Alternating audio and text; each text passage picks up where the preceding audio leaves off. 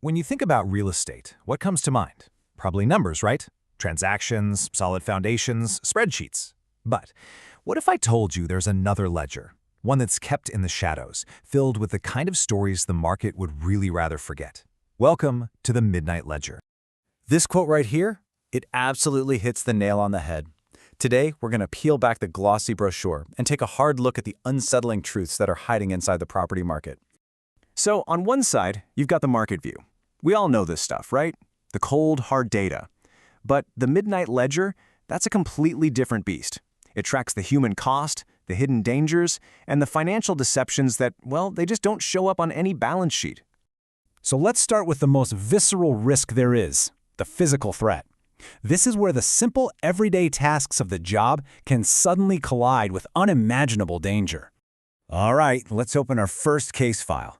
Back in September 2014, a real estate agent named Beverly Carter went to show a home in a pretty rural area. She never came back, and her story, as tragic as it is, revealed a fundamental and terrifying weakness in the profession. And this brings us to a really crucial concept, the ransom of routine.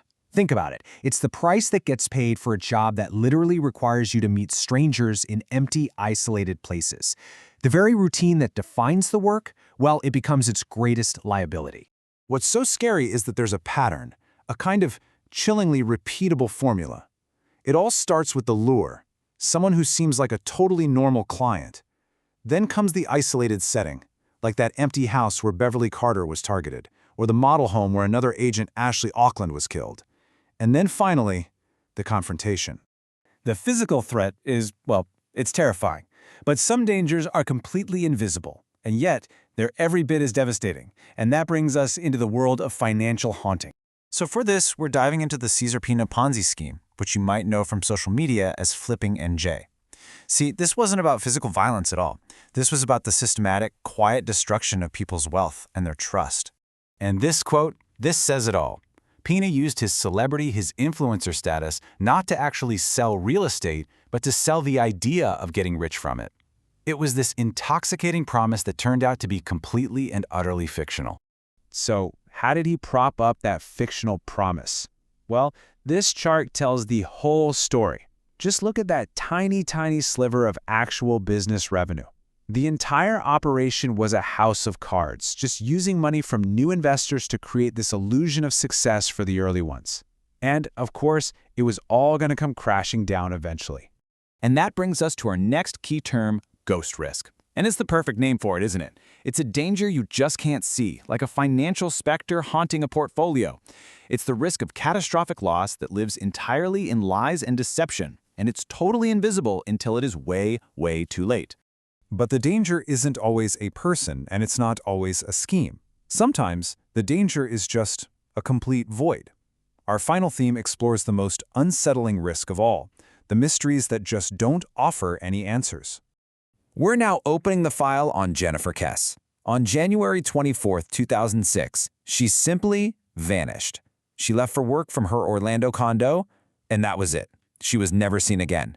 Her case represents a true anomaly, a complete breakdown in our ability to track, to know, to find someone. This case, which our source material calls the ghost in the machine, it forces us to ask a really fundamental question. What happens when the systems we rely on to make sense of the world, what happens when they just fail? So this is the ghost in the machine. It's a metaphor for that bizarre moment when all the data points, cell phone pings, security cameras, bank records, all of it creates a picture that just has a giant hole right in the middle. The trail goes cold not because there isn't enough information, but because the information itself is a paradox. I mean, just look at these details. Her car is found. There's even security footage of a suspect parking it. But, and you can't make this up, in every single frame of the video, the suspect's face is perfectly, impossibly blocked by a fence post. It's not just a lack of evidence. It's like a mocking glitch in the evidence itself. And that's a mystery that has now endured for almost 20 years. Okay, so after going through these cases, we can start to put the pieces together and synthesize these different kinds of hidden risks into a much more complete picture of this industry. So here are the three ghosts we've really uncovered. First, you have the physical danger.